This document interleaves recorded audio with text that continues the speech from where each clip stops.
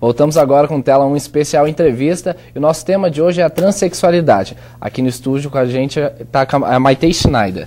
Maite, então agora eu vou fazer umas perguntas diretas a você. Primeiro só explica pra gente qual é a diferença de transexual, travesti, crossdresser e drag queen.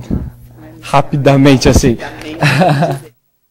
Não dá para explicar tão rapidamente, mas eu vou tentar, né? As pessoas interessadas depois podem até estar acessando, enfim, meu site ou procurando informações. Mas transexual é aquela que todas têm um desconforto do sexo de nascimento ou do registro, que nasceu homem e não se sente bem na sua plenitude enquanto sexo masculino ou sexo feminino e vice-versa.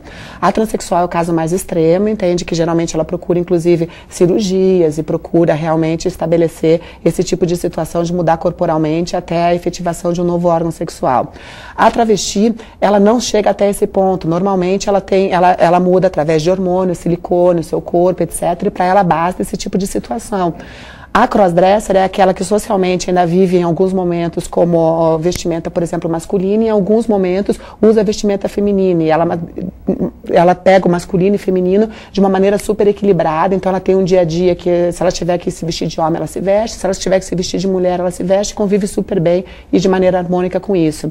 E a drag queen é aquela pessoa que geralmente trabalha mais profissionalmente na noite, aquela que faz shows e que faz recepção, que faz hosting, esse tipo de evento, e que geralmente pega o lado mais exagerado da mulher, através de cílios postiços, perucas. E daí tem as drag queens que fazem, né? Os caricatas que fazem mais as brincadeiras, e as drag queens que fazem aquelas performances mais tipo imitando as grandes divas de Hollywood, ou uma Lady Gaga, ou essas coisas tão modernas que a gente tem aí no dia de hoje, né, Felipe? Mas não é tão assim simples, mas só para dar o esclarecimento, e quem tiver mais vontade pode estar procurando informação aí que eu estou pronta para estar respondendo. Então, a gente estava falando agora há pouco das cirurgias, né? Quando que você decidiu fazer a sua cirurgia? Ah, desde sempre, né, Felipe? Quando eu soube, porque na minha época não tinha tanta informação, então desde sempre eu me sentia estranha. Eu tenho um irmão mais velho, uma irmã mais nova, e eu me sentia muito igual a minha irmã, e todo mundo falando, não, mas você é igual ao teu irmão, e eu falava, não, não é. Enfim, então sempre foi essa loucura. Só que não tinha internet na minha época, não tinha acesso à informação, os livros sobre a temática eram super poucos, e daí com 16 anos meu pai me levou numa psicóloga para tipo, tá bom, então se você é igual ao teu irmão, eu vou te levar numa psicóloga para entender, porque ele também ficou confuso. Chegou numa psicóloga, ela falou pela primeira vez de transexualismo, e daí que eu fui conhecer, daí que ela falou, olha, o caminho da Maite, o único caminho é a cirurgia. Eu falei assim, não tem como tirar o cérebro e eu pensar como Alexandre, que seria mais fácil, porque seria melhor para minha família, que não teria preconceito, enfim. Ela falou, não, isso não é possível ainda de tirar o cérebro.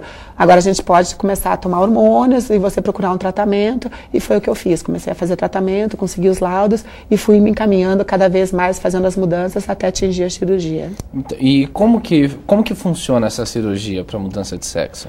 Então, você faz esse tratamento, primeiro você tem que saber, se identificar, ter certeza do que você quer, e você procura um médico, um profissional realmente que vai estar podendo te ajudar e possa estar emitindo esse laudo. Depois desse laudo feito, Felipe, você vai estar buscando a cirurgia, que tem vários médicos, vários lugares que fazem no Brasil e fora do Brasil, ver qual que você realmente confia, qual que você se sente à vontade, e aí você fazer a cirurgia, né? Infelizmente, a cirurgia é feita só no caso de transexuais femininas, que nasceram com órgão masculino e depois vão fazer uma neovagina, vão construir um órgão feminino.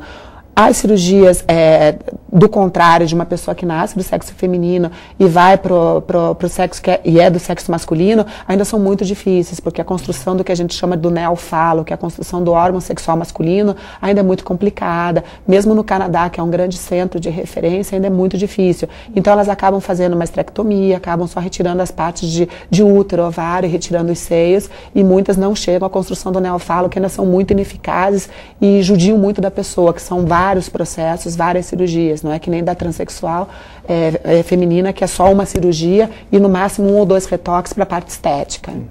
E é uma cirurgia cara, né? E o SUS também cobre. O SUS cobre, mas ainda de maneira muito... Porque o SUS está sobrecarregado com uma série de funções, uma série de demandas, enfim, né, Felipe? Então tem todo aquele trâmite do SUS de qualquer cirurgia, da demora, da fila de espera e de todo esse tipo de cuidado.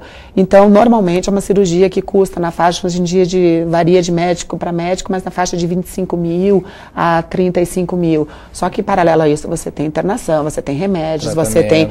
Se não der certo a cirurgia na primeira, uma segunda cirurgia, entende, Felipe? Enfim, né? Quer dizer, pode ser um poço sem fundo. Então é bom você se certificar, conversar com o médico, perguntar direitinho para ele, tipo, o que está cobrindo a cirurgia, até que ponto esse dinheiro está sendo pago. Porque eu tenho amigas minhas que venderam carro, venderam casa, acreditando que na primeira cirurgia dá certo e depois não tinham mais como ajeitar a cirurgia. Daí você tem que entrar no Ministério Público, porque daí é uma questão de saúde, caso de vida ou morte, então é uma questão super séria que elas têm que pensar mesmo no que vão fazer. E um caso até que acho que é a dúvida de muita gente. A partir do momento que você faz essa cirurgia, que você tem já o órgão feminino, como que funciona para trocar todos os documentos? Porque daí você passa totalmente ser uma mulher, né? Isso. Como que funciona essa troca de Ainda documentos? não é casado, né, Felipe? Por incrível que pareça, deveria ser, né? Porque já que o Estado apoia, inclusive através do Conselho Federal de Medicina, o SUS tem uma rubrica lá para a operação ser feita, então é apoiada pelo nosso Estado de Direito que a gente vive,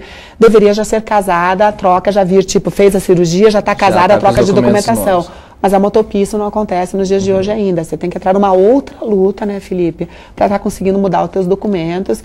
E eu tive que mudar de cidade, eu tive que trocar todo fora de trabalho, de estudo, e morar lá no Rio Grande do Sul, em Porto Alegre, que eu tinha uma grande amiga lá, a desembargadora Maria Berenice Dias, que ela estava criando o escritório dela só com causas homoafetivas e de direitos de respeito à diversidade, e ela pegou minha causa, e eu fiquei 6 meses morando lá para conseguir mudar. Em 6 meses eu consegui, foi um caso super rápido, foi super voando, foi o primeiro caso no Brasil que conseguiu ainda colocar um sobrenome, porque o Schneider não é meu de nascimento.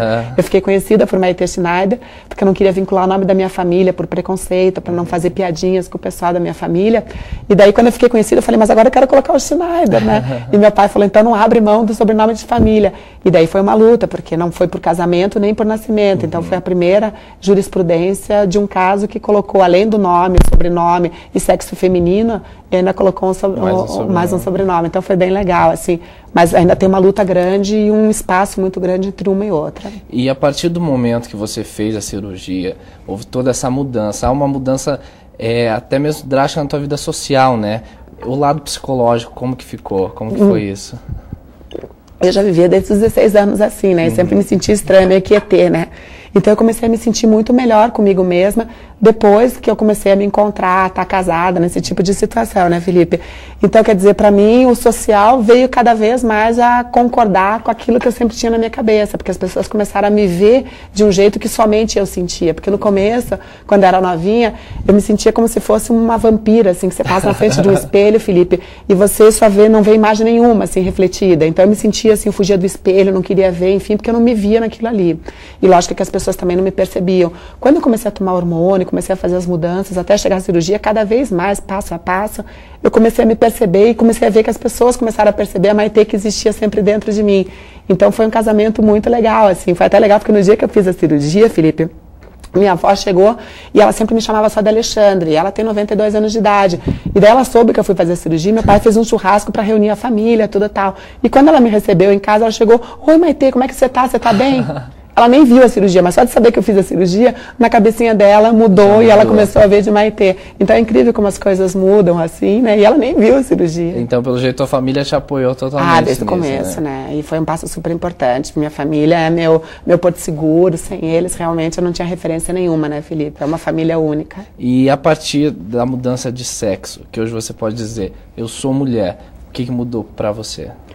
Mudou que agora eu sou muito mais produtiva, né, Felipe? Eu sou uma pessoa que antes eu ficava pelos cantos, eu chorava, eu não gostava de sair à noite, eu não queria estudar, eu não queria ter amizades, eu não fazia nada, eu era um ser humano totalmente inútil, entende, Felipe? Eu pegava meu pai, ia pegar videocassete, na época que existia fitas de videocassete na locadora, pra mim assistir, porque eu não tinha coragem de olhar as pessoas, eu não me sentia bem de sair pras ruas, eu fazia uma lista de supermercado pro meu pai me trazer em casa, porque eu não queria ver gente, entende? Eu tinha medo de viver, entende, Felipe?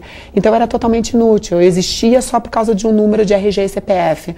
E daí, a partir do momento que eu comecei a me adequar, Felipe, eu comecei a ser produtiva, eu fui fazer uma nova faculdade, eu fui militar, eu fui mostrar para as pessoas que é legal viver sim, que é muito legal a gente ser feliz e que a gente, além de ser feliz, a gente pode fazer parte da felicidade de outras pessoas. Então eu comecei a perceber que, tipo assim, porra, olha que pessoa legal, e que estava não acontecendo por causa de não ser ela mesma, entende, Felipe? Então, tudo mudou na minha vida, entende? Para melhor, né, Felipe? Queria agradecer pela entrevista, foi Imagina. bem bacana, acho que conseguiu esclarecer boa parte da dúvida das pessoas. Legal, Felipe, sempre que precisar você, o pessoal da Tela 1 aí, pode chamar que eu tô aqui de novo. Daí. Obrigado, e quem quiser saber mais sobre a Maitê pode acessar o site dela, que é www.casadamaitê.com. Isso, fica à vontade, tem e-mail, pode ir lá que a gente responde, faz um e-mail anônimo se tiver vergonha, fica à vontade que tá em casa mesmo. E no próximo bloco a gente confere uma entrevista com a Bruna Hartmann, não saia daí, o Tela 1 vai para um breve intervalo e volta já.